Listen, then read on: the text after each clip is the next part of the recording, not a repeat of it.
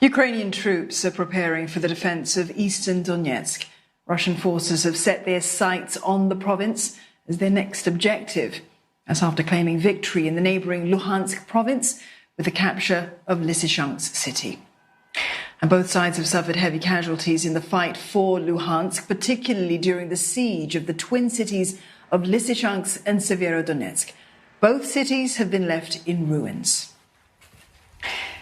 Kieran McQuillan joins us live now from Lviv for more on this. Kieran, we've entered a significant new phase in this war. What's the latest from Donetsk?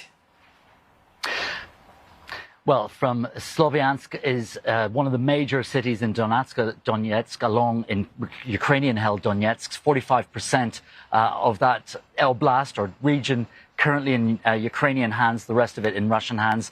That means that in the entirety, 75% now of the Donbass, which is Luhansk plus Donetsk, makes up to those two regions together, makes up the Donbass, 75% in Russian hands. Now, the mayor of Sloviansk, Vadim Lak, has been urging residents there to evacuate as soon as possible. I just saw some video on the Telegram messaging app from there. Fires raging in that city, 15 fires on Saturday. He said that as many as 40 houses destroyed yesterday. It looks like Russian forces are just 5 kilometers to the northeast of that city, so coming under extreme pressure now. Another city is Bakhmut, further down to the south. Russian forces have taken another village or settlement to the south of that, a place called Klinova, and that means that they're just 15 kilometers from Bakhmut. So they are pressing forward this advantage now that they had in with the capture of Lysychansk and the fall of Severodonetsk. But there have been some other assessments of the battlefield issues down there. The Royal United Services Institute saying that even though the Russians can claim a tactical victory, it did take them, they say, 90 days to complete the complete capture of the Luhansk region, and they were definitely stalled by Ukrainian forces. We can be assured that the Ukrainians have bought some time to further shore up their position and create some new defensive lines in that Donetsk region.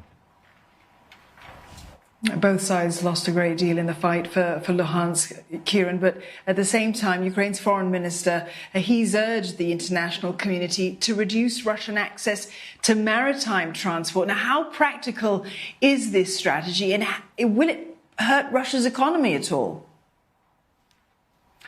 Well, 90% of Russia's exports are by maritime means. Indeed, most of the world's transport routes and major goods are transported by sea.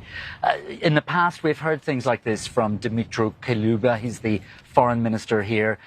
He has talked about the rest of the world shutting down their ports to Russian shipping. Well, of course, maybe some Western ports might do that, but not all countries are aligned. And of course, China is the world's largest trading partner with Russia by terms of goods. But what we do know is that certain, especially in the Black Sea, certain countries' flagged ships there, such as Turks, Greeks, etc., Cypriot flagged ships, are indeed sanctions busting. They are taking higher premiums from Russian companies to export their oil across the Black Sea, defying those sanctions that were placed over the period of this entire conflict. And we just have to look at what's happening down in Turkey, where this Russian ship has been impounded. It took a day and a half for the customs officers there to take this ship into custody, to start looking through its cargo and investigating if this was indeed 7,000 tons of Ukrainian grain, which had been plundered, as Ukraine claims. Now, impounding ships probably will be a difficult thing to do, but what some analysts here are saying is it's better to go after the ancillary services, such as the ship's chandlers and indeed the insurance companies that are providing insurance for these ships that could be involved in sanctions busting. Yeah, they're turning over every stone. Kieran, thank you very much for that. Kieran McQuillan in Lviv.